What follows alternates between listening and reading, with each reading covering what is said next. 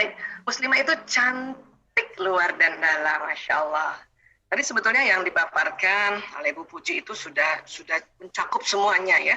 Saya hanya menambahkan bahwa cantik luar dalam tuh sebetulnya kayak maksudnya apa ya. Dan pasti juga sahabat-sahabat semua di sini, ibu-ibu semua di sini juga sudah juga tahu, sudah juga mengerti. Hari ini kita cuma refreshing aja untuk tambah, oh kayak gini toh gitu ya.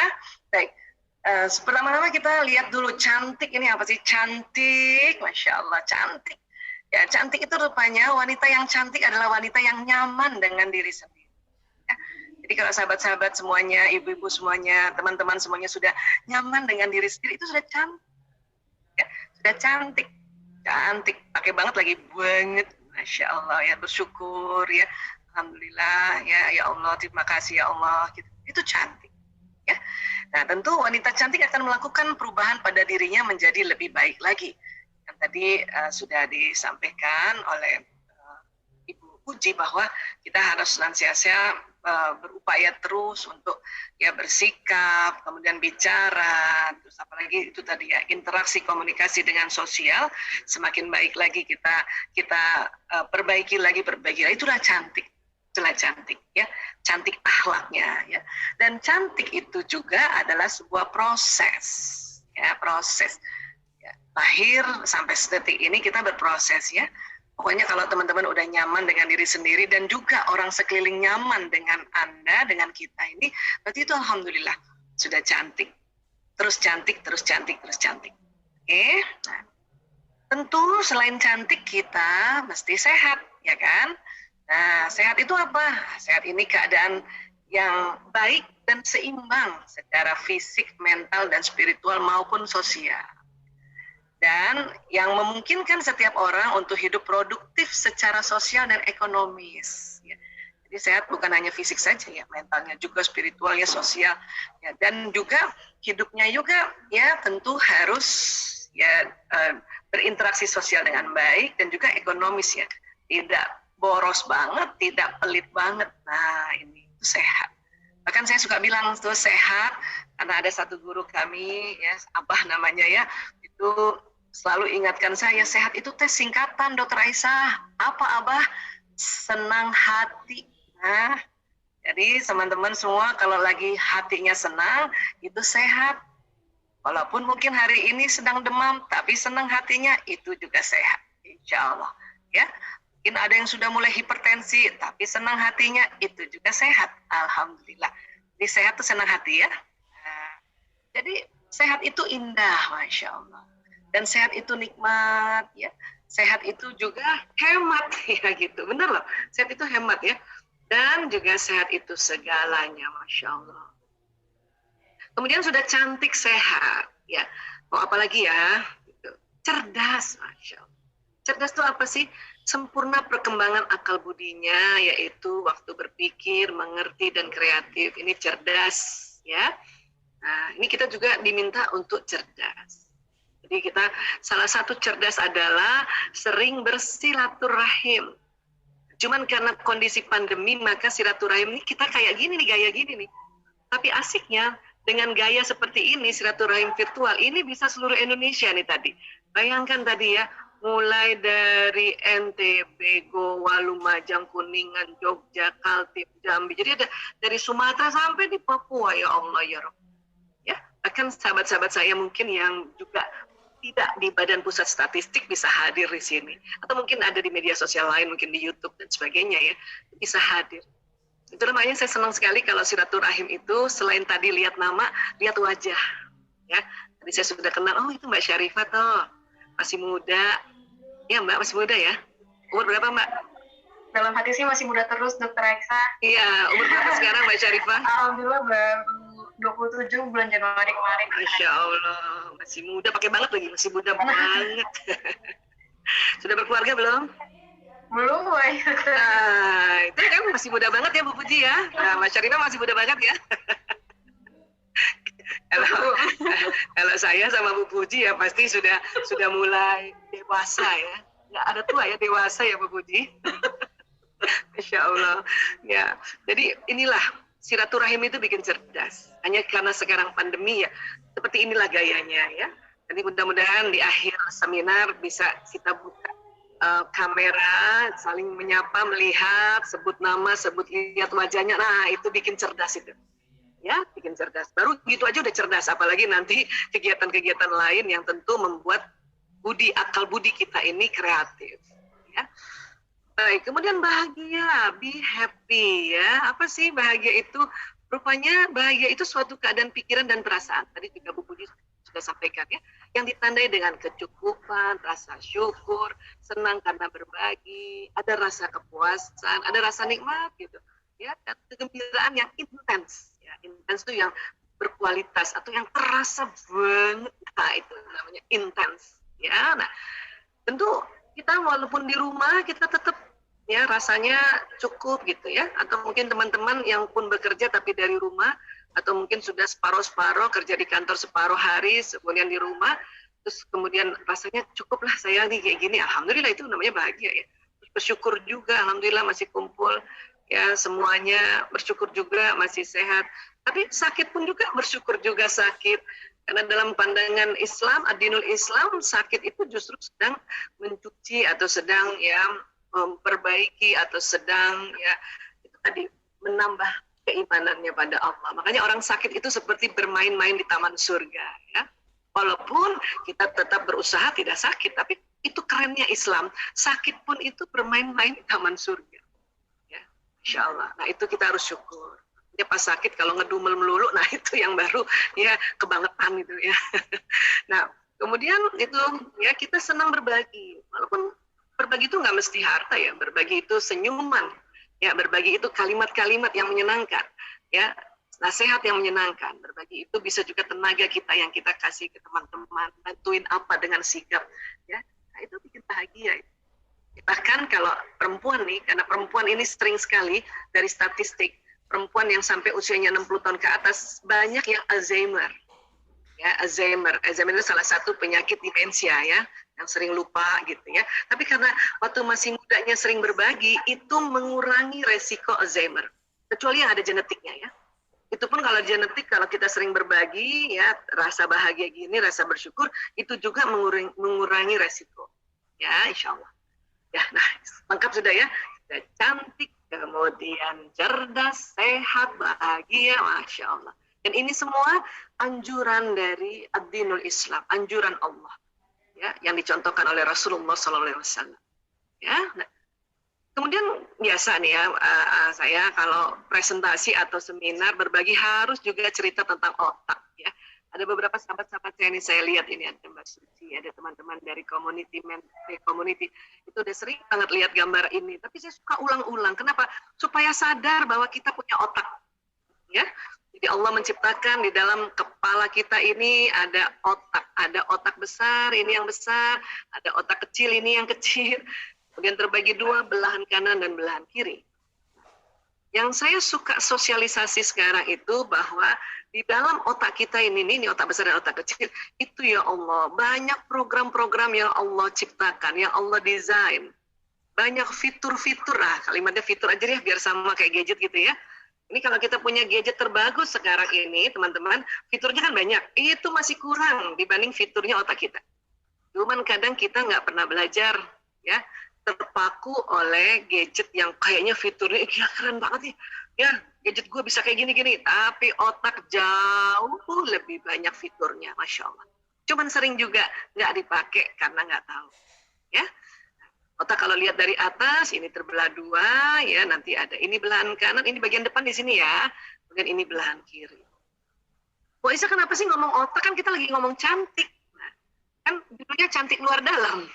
Kalau cantik luar tadi sudah dipaparkan oleh Mbak Aisyah juga, namanya dari Wardah kan? Iya, cantik secara sikap sosial, tadi Ibu Puji sudah paparkan, sekarang saya yang dari dalamnya nih. Ya dari dalamnya gimana nih ya?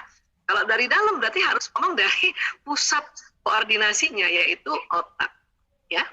Nah, yang saya mau cerita saat ini kesempatan yang berbahagia, dan saya juga sering banget sharing tentang ini, bahwa di dalam otak manusia tuh ada otak emosi, ini ada emosi. Namanya limbic system. Semua manusia ada. Bahkan Hewan golongan mamalia juga punya otak emosi. Makanya ini sering disebut mammalian brain. Ya, nah ini nih.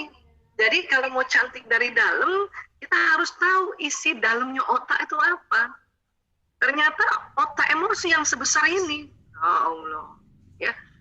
Nah, emosi ini ya itu ciptaan dari Allah agar kita hidupnya dinamis. Kita kalau nggak punya otak emosi, nggak enak hidup, rata, datar, nggak enak banget. Ya. Nah, sekarang karena kita mau mempercantik dari dalam, maka dari dalam otak dulu mulainya. Yang mana sih? Oh, itu ada otak emosi. Ya, apa kerjanya? Nah, itulah kita perlu belajar agar kita tahu. Yang sudah tahu pun diulang-ulang supaya paham. Sudah paham juga diulang-ulang supaya sadar. Nah, itu. Bahwa kita punya otak-otak emosi yang perlu dikendalikan. Kalau istilah sekarang kerennya di manage, ya. Nah, jadi ini otak emosi ini, inilah inti dari otak. Bahkan ilmu otak mengatakan, ilmuwan otak mengatakan, otak emosi inilah, ya, intinya, magnetnya dari otak manusia. Oke, nah, ini juga yang nanti mempercantik kita kalau emosi kita lebih seringnya berada di emosi positif. Bisa kalau kita belajar ilmu, belajar tentang bagaimana caranya, misalnya saya di kedokteran ya, sebagai dokter harus ngapain kalau ada orang sakit gini, itu ilmunya di mana itu masuknya Bu Aisyah? Di depan sini namanya prefrontal cortex. Ya, nah dari mana masuknya? Dari mata, dari telinga, dari ucapan, dari gerakan, dari penghidupan.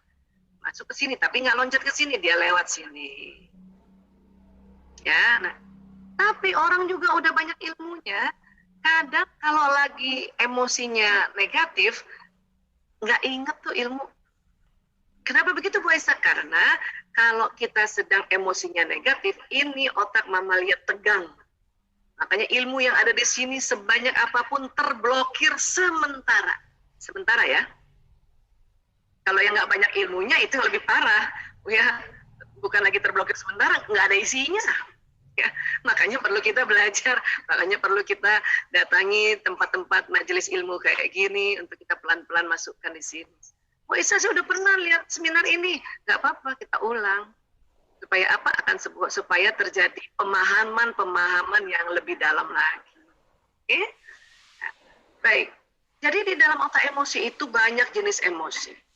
Kalau dipetakan, ini namanya dipetakan, ini bentuknya kayak tangga loh.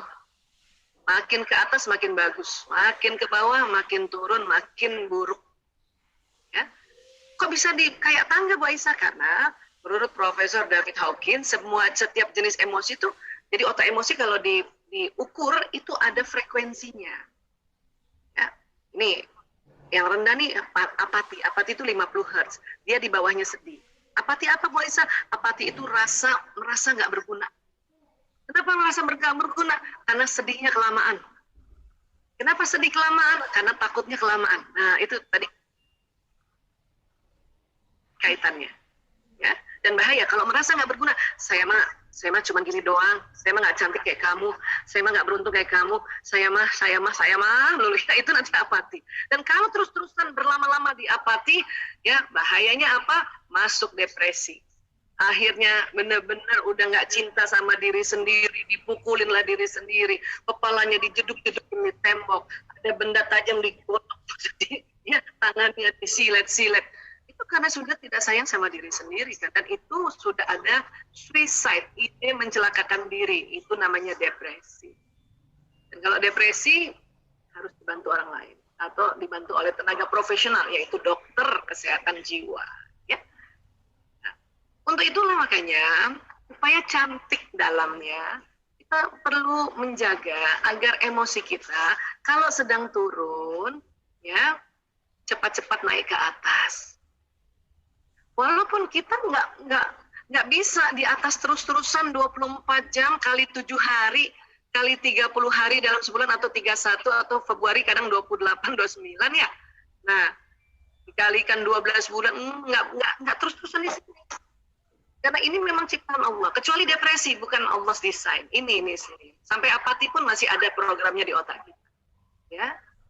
Jadi kalau kita turun suatu ketika marah, suatu ketika mau buru-buru, nah ini las ini buru-buru, satu ketika takut khawatir, satu ketika sedih, itu lazim, fitrah namanya, ya. Tapi yang diminta tidak berlama-lama di sini, cepat-cepat move on, naik ke atas. Kenapa? Karena di atas inilah energinya positif. Karena frekuensinya tinggi, ini bisa menularkan ke orang sekitarnya. Kan Bu Aisyah kita nggak ketemu, teman kerja nggak ketemu, keluarga nggak ketemu, sahabat-sahabat nggak ketemu, sampai terasa kok, terasa banget sampai, ya, sampai tadi saja saya dengar Bu Puji menjelaskan, sampai banget Bu Puji, ya harapan-harapan Bu Puji, semangatnya Bu Puji untuk ya memberitahu pada kita kayak gini loh kalau kita berinteraksi, Insya Allah. Ya. Dan kemudian apa keuntungannya kalau kita sering ada di ranah ini, kita mengerjakan sesuatunya tuh ikhlas. Kan asik ya kalau mengerjakan sesuatu ikhlas ya. Iya. Bu Aisyah, ikhlas itu kayaknya gampang diucapkan, susah dilakukan. Nah, itulah makanya kita belajar supaya kita secara sistematis tahu yang namanya melakukan sesuatu, mengerjakan sesuatu, aktivitas sesuatu di dalam zona ikhlas harus tahu bahwa ini kerjanya emosi. Artinya gimana? Artinya kalau misalnya teman-teman yang sekarang ini ada di PPS, kemudian bekerja dengan semangat, berarti saat itu kerjanya ikhlas. Emang Anda Bu Aisyah, pas kerja lagi kesel? Aduh lah. Nah, cuman kalau lagi kerja lagi kesel, berarti turun ke sini, ke anger. Berarti di luar zona ikhlas. Saat itu berarti nggak ikhlas. Ya, seharian nggak ikhlas, bisa aja kalau seharian di sini dulu nggak naik ke atas. Bisa nggak Bu Aisyah di awal-awalnya nggak ikhlas, setelahnya ikhlas? Bisa. Itulah makanya kita belajar bagaimana pada saat kita kesel, pada saat kita marah, pada saat kita mau buru-buru, pada saat kita takut, khawatir, atau pada saat kita sedih melakukan sesuatu. Ya, dan kita tahu itu adalah sebuah aktivitas yang membuat frekuensi makin turun, dan itu bukan di luar zona ikhlas, maka kita cepat naik ke atas. Paling tidak mungkin kalau sedang bekerja ya. Sekarang bekerja berapa jam ya Bu Puji? Ya. Kalau kami di berapa Bu? 8 Bu, 8 jam. 8 ya? Tetap 8? Dari ya, rumah? Dari rumah? Ya, bisa dari rumah, bisa dari kantor Bu. Oke. Ada yang blended juga ya, blended ya? Iya. Separuh-separuh ya? Iya. Kalau kami tenaga kesehatan, udah nggak boleh lagi 8 jam dulu nih. Apalagi perawat itu harus 6 jam, karena bahaya ya di rumah sakit ya. Iya. Nah, tentu misalnya nih, tadi Bu Puji sampaikan teman-teman di PPS kerjanya 8 jam ya. Bisa jadi di 1 jam pertama tuh karena mungkin nggak enak badan, atau mungkin yang sudah berkeluarga ya, mungkin sedang meninggalkan rumahnya karena padahal anaknya sakit, atau suaminya negur dan kesel. Mungkin 1 jam pertama dari 8 jam itu mengerjakan sesuatu di kondisi marah atau takut. Berarti ada 1 jam yang bekerja di luar zona ikhlas. Tapi ya lumayan 7 jam berikutnya courageous atau damai, atau mungkin habis dengarkan tausiah misalnya, atau dengarkan arahan dari pimpinan jadi pencerahan. Jadi 7 jam berikutnya diikhlas. Cuman itu tadi kadang-kadang karena kita nggak tahu bahwa ini bisa diangkat, ini bisa move on, makanya kelamaan di sini. Lama-lama 8 jam kerjanya dalam kondisi anger, atau kondisi lust, atau kondisi fear. Nah makanya kerjanya nggak ikhlas itu. Bahayanya apa? Bahayanya bisa sakit, dan bisa capek, ya kan? Dan bisa sekelilingnya ngerasain bahwa itu nggak ikhlas kita. Kalau sakit sekarang ini macam-macam. Kalau sakit sekarang ini virus COVID ini unik ya. Ya, kita udah ikhlas pun udah apa, tapi kalau misalnya ada yang terpapar dan dekat banget, ya, dan kemudian terjadi ya, interaksi yang sangat dekat, ya itu bisa nular gitu. Walaupun misalnya, walaupun sampai ada COVID di dalam tubuh, tapi karena kita juga semangat, itu ya paling tidak COVID-nya itu bisa cepat pergi kah, atau misalnya kita berada di kondisi yang stabil, makanya ada namanya OTG. Kecuali kalau ada komorbiditas lagi. Kalau memandang COVID ini luar biasa nih. Itulah makanya kita perlu sekali ya menjaga protokol kesehatan, menjaga kesehatan dan sebagainya. Dan sekarang kita menjaga emosi kita. Walaupun terlanjur sakit, ya sudah gimana caranya, waktu sakit pun tetap semangat. Keren ya, sakit tapi semangat gitu. Sakit ikhlas, Masya Allah. Ya. Jadi kalau ini level emosi dijadikan atau dimasukkan dalam konsep adilul Islam, itulah yang disebut nafsu lawwamah. Ada 3 di bawah ini, mulai dari apatis, sedih, takut. Nafsu amarah mulai dari las, buru-buru, anger, marah, dan sombong, pride. Ya, riya itu ada di sini ya, dan takabur ya, terus menyombong-nyombong itu ada di sini. Dan itu ada di otak kita loh, ya, ada di otak kita. Makanya perlu dikendalikan. Ya, dan satu lagi, tidak semua nafsu itu negatif, ada yang positif, yaitu mutmain. Paling tidak, kalaupun kita misalnya sedang ya sakit gitu, kita mencoba untuk naik ke level ke atas supaya sakitnya di nafsu mutmain. Kita nggak tahu sekarang umur. Kemudian pada saat sakit kemudian dijemput oleh malaikat maut, makanya diundangnya ya, wahai nafsu mutmain, ayo pulang yuk ke Allah. Aduh. Ya Allah, dan insya Allah kapanpun kita pergi meninggal, mudah-mudahan insya Allah ada sedang ada di mutmain.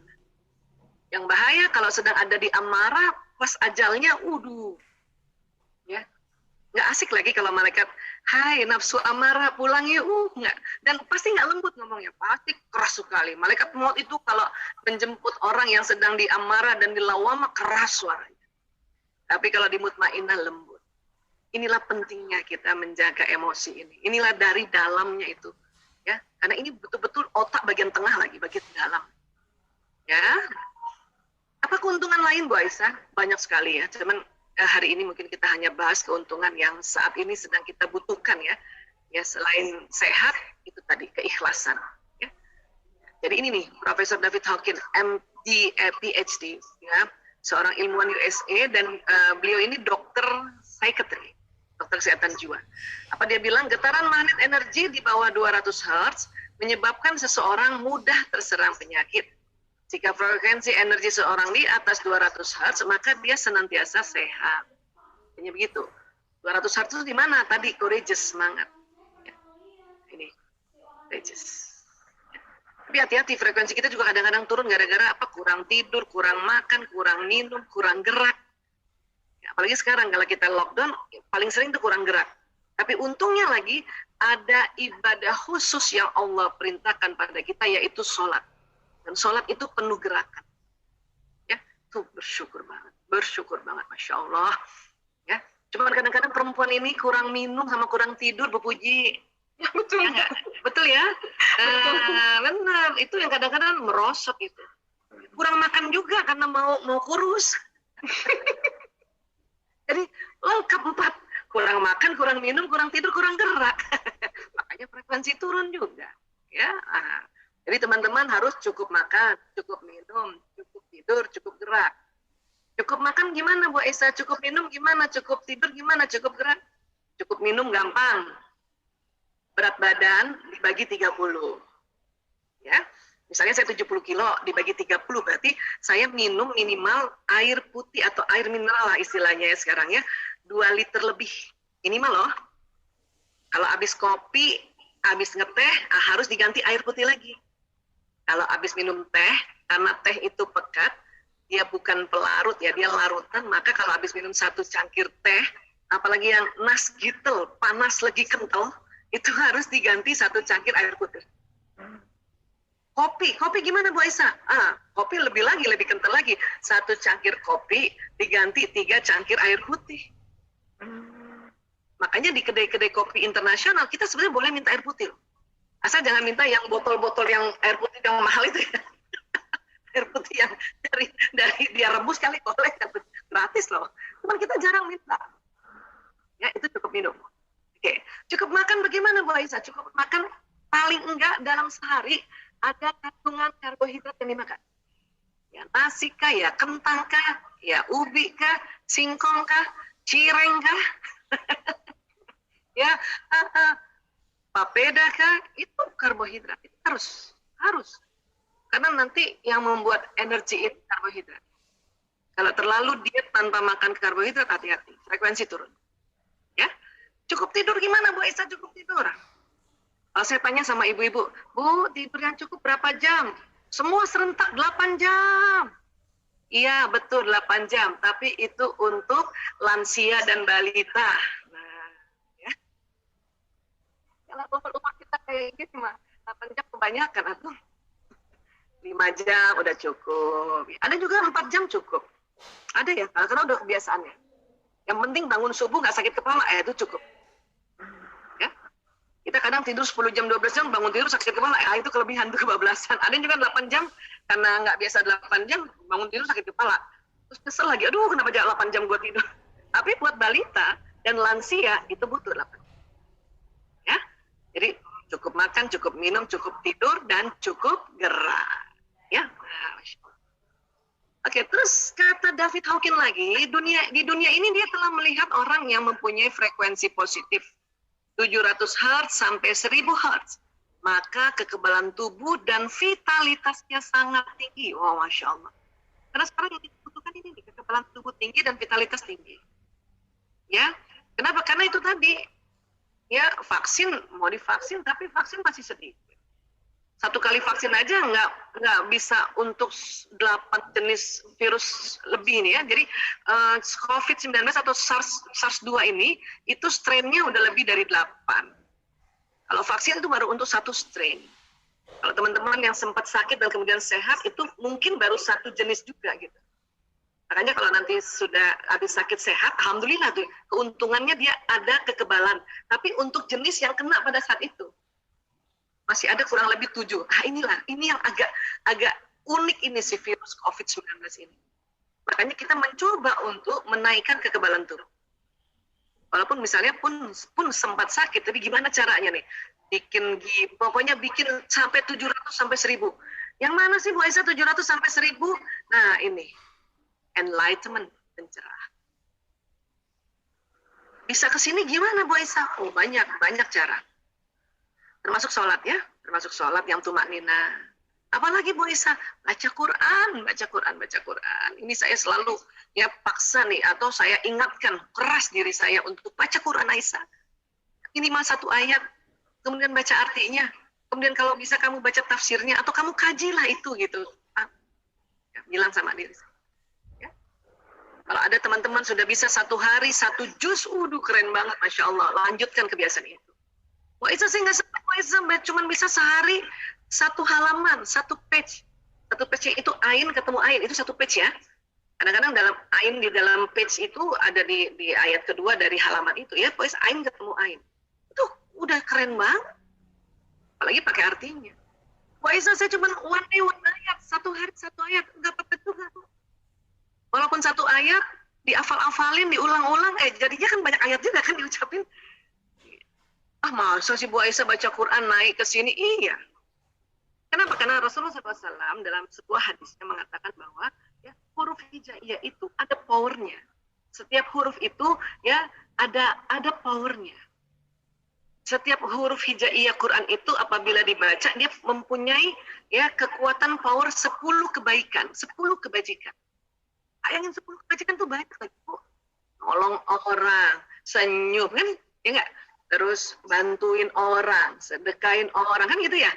Itu baru 4 nih. Ya. Singkirkan tisu di jalan, bukan lagi paku ya, karena jarang paku, tisu yang banyak tuh. Singkirkan tisu di jalan, baru 5 kebajikan. Masih ada 5 lagi. Nah, 1 huruf di Quran, 10 kebajikan.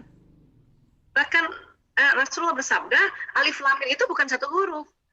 Alif 1 huruf, lam 1 huruf, mim 1 huruf. Jadi alif lam mim sudah 30 kebajikan powernya, 30 kebajikan. 1 kebajikan aja baru saya bisa sebut 5 tadi, masih ada 5 lagi. Ya, luar biasa. Hanya yang teman-teman yang sudah bisa dawam, sudah bisa teratur baca Qurannya, Masya Allah keren banget. Lanjutkan itu. Ya. Nah, kalau orang-orang di luar sana yang bukan muslim gimana caranya Bu Aisyah? Ya tentu dia akan susah payah untuk naik ke sini loh. Ya, macam-macam, mungkin lari-lari kah, naik sepeda kah, misalnya gitu ya. Kemudian pokoknya banyak pokoknya susah loh naik ke sini, jangan salah nih, susah naik ke sini. Tapi kita baca Quran bisa dengan gampang naik ke pencerahan. Insyaallah, luar biasa. Ya. Saya suka kalau ngomong kayak gini, padahal saya udah sering banget ngomong kayak gini loh Bu Puji, tapi merinding banget. Ya Allah. Iya Bu. Begitu luar biasanya kita sudah diajarkan oleh Islam ini, ya Allah. Kita aja yang suka nggak ngerjain, makanya rugi. Ya, nah, oke.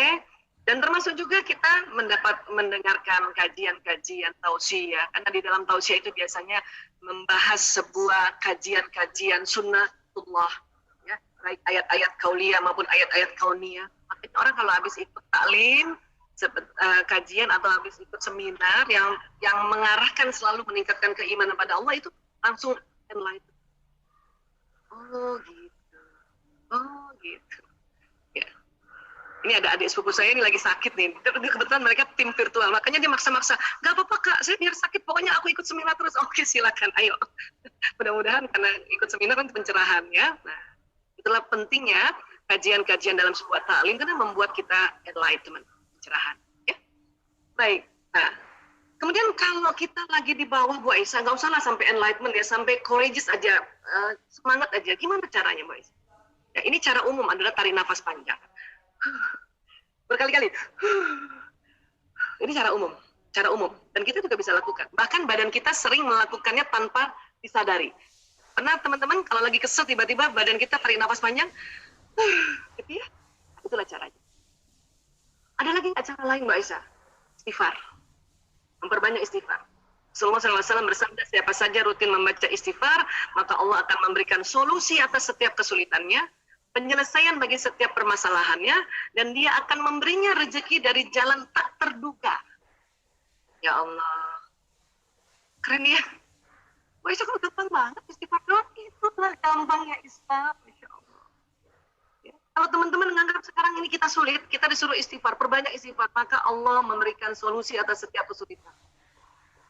Kalau kita anggap sekarang ini masalah, kita suruh perbanyak istighfar, karena Allah memberikan penyelesaian bagi setiap permasalahan.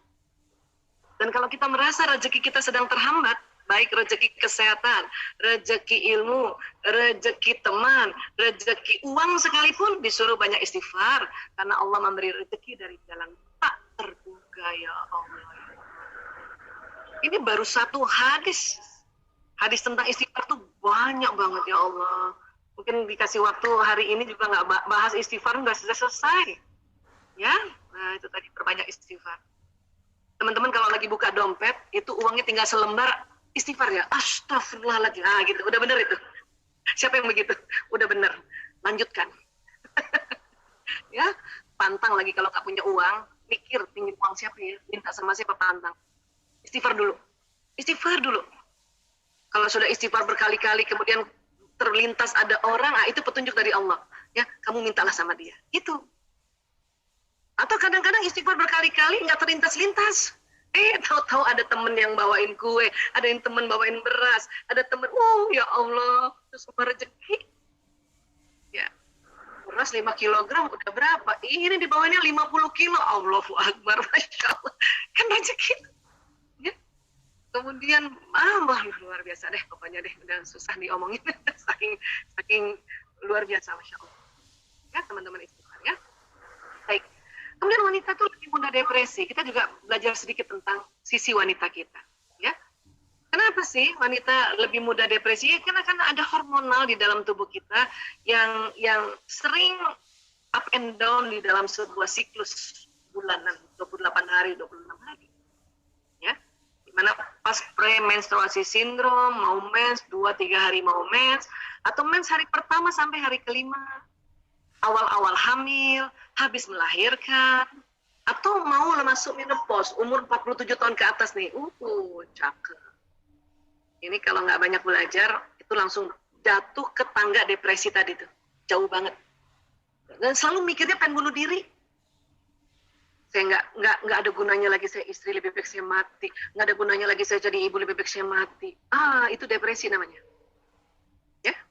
Cuma banyak ibu-ibu ya belum depresi udah selalu ngancem anaknya ibunya mati tuh.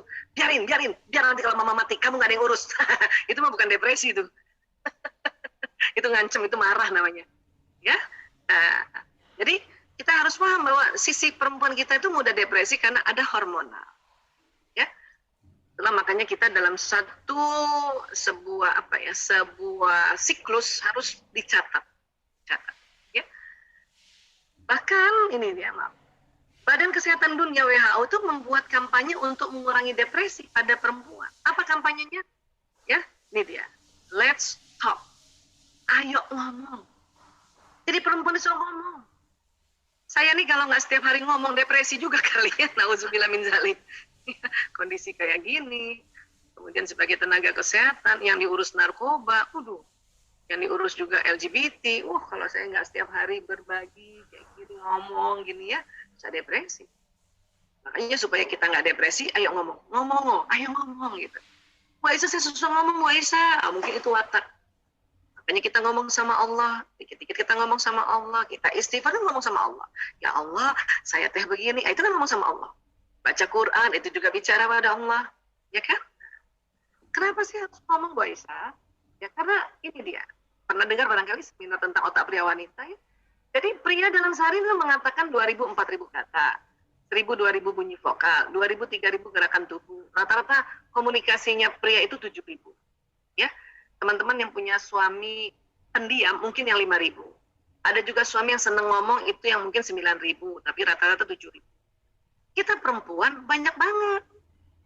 Dalam sehari mengatakan 6.000 sampai 8.000 kata, 2.000 sampai 3.000 bunyi vokal, 8.000 sampai 10.000 gerakan tubuh.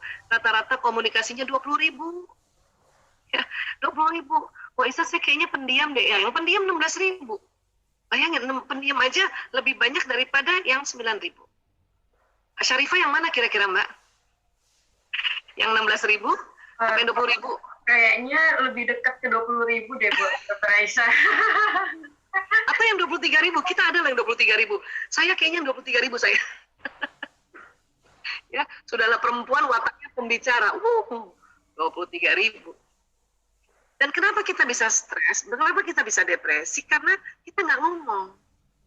Karena ada penelitian dari Dr. Luan Brizendin. Ini penelitian Dr. Luan Brizendin di University California, San Francisco. Dan juga penelitian dari suami istri Mr. Alan dan Barbara Pease di Sydney, Australia. Ya, ini didapati. Kenapa? Karena otak bicaranya laki-laki cuma di sebelah kiri doang. Otak bicaranya perempuan kiri kanan.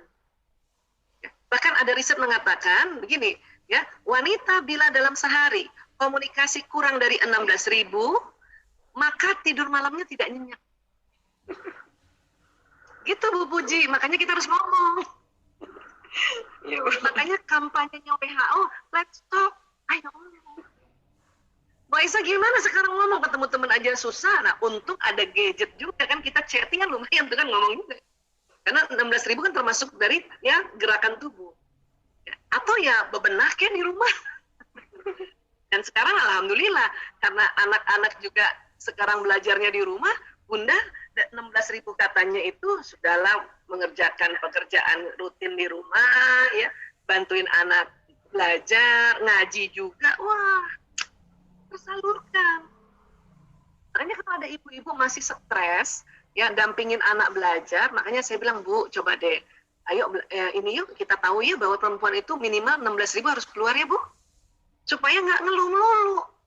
Wah Isa, ini gimana sekolah nggak buka-buka, jadi saya juga harus ngajarin anak di rumah. Bu, kalau sekolah dibuka bahaya.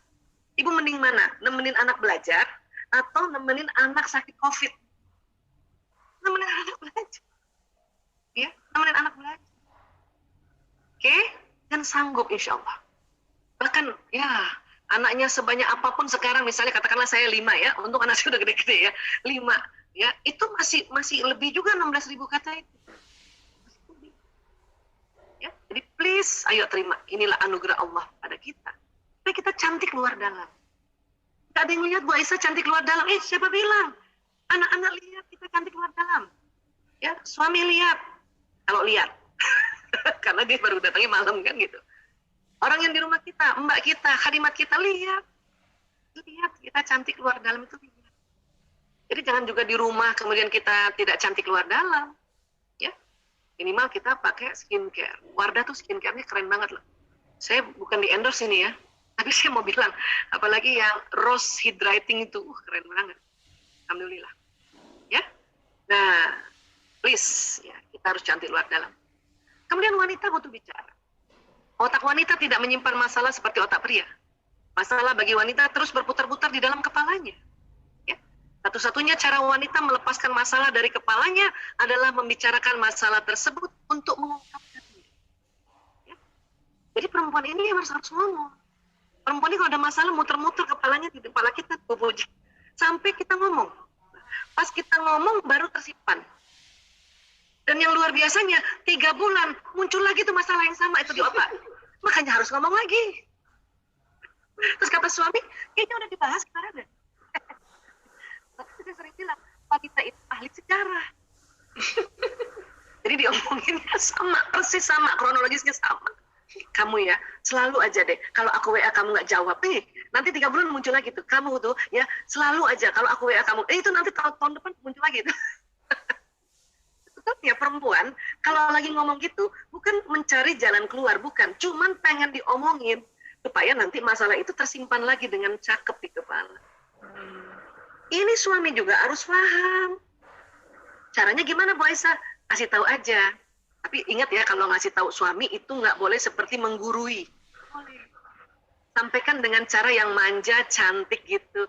Kayak jadi ada gadis cantik yang masih gimana gitu, kasih tahu, ayah, tadi tuh aku, seperti saya dulu ya, ya Allah ayah, aku habis baca jurnal, buku ya, tentang, jurnal dan buku ya, perempuan itu ternyata emang kalau ngomong diulang-ulang. Jadi please, maafin aku kalau aku ulang-ulang. Suami saya seneng. Cuman ingat ya, muka laki-laki rata. Kan cuma bilang, yang penting sudah sampaikan. Oke? Makanya suami saya sekarang kalau saya ngomong diulang-ulang, dia tahu. Perempuan banget, kata dia. Nah, sekarang. Perempuan wanita, bila curhat hanya ingin disimak. Tapi pria, bila mendengar curhat selalu menawarkan solusi. Ini yang berantem nggak bisa. Ya, kenapa? Karena laki-laki tuh nggak tega denger istrinya curhat, nggak tega. Padahal kita bilangin sama tuh laki-laki teganya. Padahal dia nggak tega. Ayah, aku sakit kepala. Minum obat dong. Solusi bukan itu? Solusi. Tapi ibu-ibu kalau curhat sakit kepala sama suami, itu sebelumnya udah minum obat. Makanya waktu suaminya bilang, minum obat dong, ngambek kita. Obat apaan lagi, semua obat udah aku minum. Iya. Gitu. Jadi maunya apa perempuan? Cuma ingin disimak. Pengen dengar kalimat dari suaminya itu, kasihannya kamu capek. Pengen gitu doang. Makanya sampaikan pada suami. Ayah, aku cuma curhat doang ya, dengerin aja ya. Suami saya juga udah pinter tuh. Kalau saya curhat, dia suka tanya, kamu mau pakai solusi apa enggak? Dia kayak nanya, mau pakai bawang goreng apa enggak gitu. Supaya nggak debat kusir. Atau kalau kita curhat, dan ingin ada solusi, kita aja ngomong, ayah, menurut ayah, pandangan ayah gimana nih solusinya? Itu biar laki-laki tahu, oh dia butuh. Kalau enggak, laki-laki suka capek. Karena dia sangat kasihan sama istrinya, pengen banget ngasih solusi. Tapi pas dia ngasih solusi, kita ngambek. Waduh, ini berantemnya hanya gara-gara gini. Ya? Jadi stop untuk bertengkar yang gara-gara kayak gini. Buang energi. Oke? Ya. Kemudian apa lagi? Ini, otak dibelah. Ada namanya organ ini di sini, namanya corpus callosum. Ini yang menghubungkan otak kiri kanan. Perempuan lebih tebal. Ya, ini corpus callosum kayak gini, 3 dimensinya ya kira-kira. Nah, gitu. Perempuan lebih tebal 30%. Sehingga otak kiri kanannya perempuan itu lebih banyak tersambungnya dibanding laki-laki. Ini corpus callosum. Laki-laki ada, perempuan ada. Cuman perempuan lebih tebal. Ya. Jadi ini, menurut Dr. Roger Grosky nih, ya, lebih tebal. Nah, karena lebih tebal corpus callosum, maka perempuan atau wanita mampu mengerjakan berbagai pekerjaan yang tidak saling berhubungan dalam satu waktu. Keren kan? Bayangin, udah 20.000 kata, kerja tangannya bisa begini. Apa nggak keren itu? Apa nggak syukur kita jadi perempuan? Ibu-ibu kerja dari rumah, sambil gendong anak, sambil juga, boleh juga sambil setrika kan, enaknya sekarang ini. Ya, kerja online itu enak. Cuma kalau kita nggak tahu, kita marah melulu. Apa-apa aku lagi. Nah, itu nggak cantik. Nggak cantik itu. Ngomong gitu aja nggak cantik. Ternyata kita pakai lipstick tebal, tapi ngomong-ngomong gitu, bunda lagi, ayah gimana? Biar kata lipstick setebal apa, jelek kita begitu. Makanya kita perlu tahu, oh ya Allah, ini kita rupanya, Masya Allah. Ya. Nah tuh kan, kita kerja juga masih juga yang punya anak kecil ya. Saya aja anaknya udah gede-gede kerja aja masih dikit-dikit anak saya datang minta dipijetin, ya udah pijetin sambil lihat ke depan, tangan udah kiri, atau dari jauh dia kasih kode, ibu aku mau makan, saya juga cuma kasih kode tangan, itu bisa. Atau mungkin muka masih ke monitor, tangan udah ngasih HP, ini pesen aja GoFood. Nah iya, itu perempuan banget, dan itu cantik. Tambah cantik kalau makin kita tahu dan sadar. Nah, jadi sekarang kan milenial ya. Nah kita diminta nih, wah nih sudah muslimah, milenial, coba deh pandai mengatur waktu dan mengatur aktivitas, kan gampang. Tulis aja di mana atau bilang sama anak-anak, besok ibu ini. Oke bu. Besok lagi pas malamnya, besok ibu ini. Oke bu, kan gitu. Enak. Bahkan anak kecil pun sudah mulai tahu, mulai kita ajarkan membuat ya susunan aktivitas. Pasang di mana yang tempat dia bisa lihat. Di depan kulkas kayak, jadi mulai belajar anak-anak, oh bunda sedang working from home dari jam segini sampai jam segini.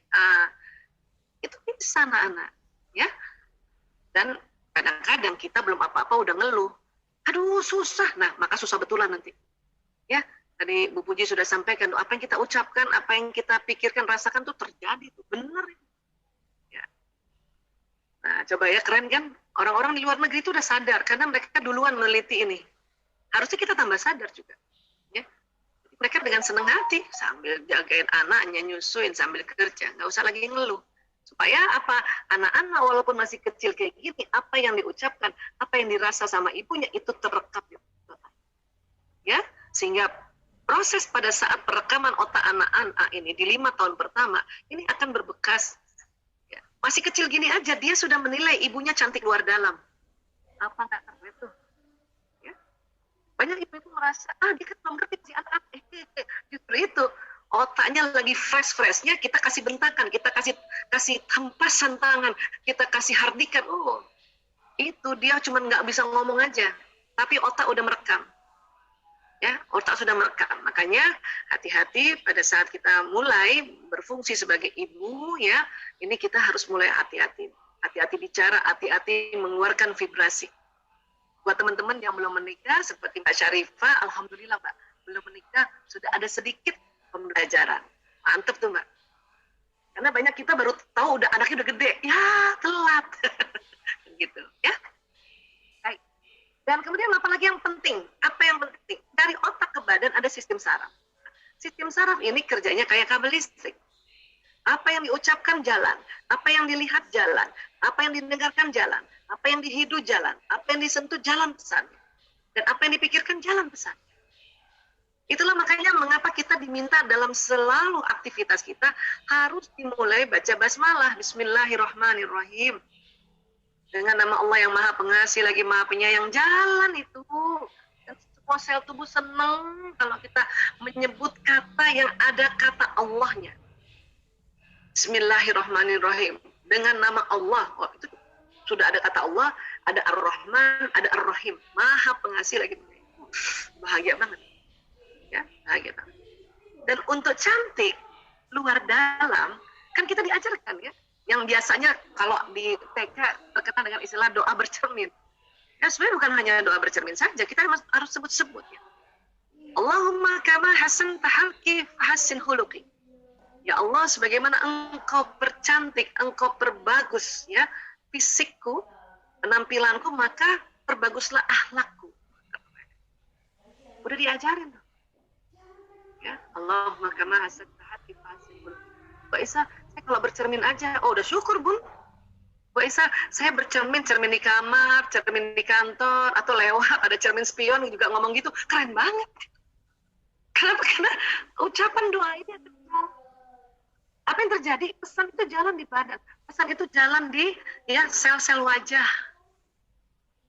Ditambah lagi karena kita berdoa seperti itu, ya, kemudian Allah kasih petunjuk untuk menjaga kulit, menjaga penampilan diri.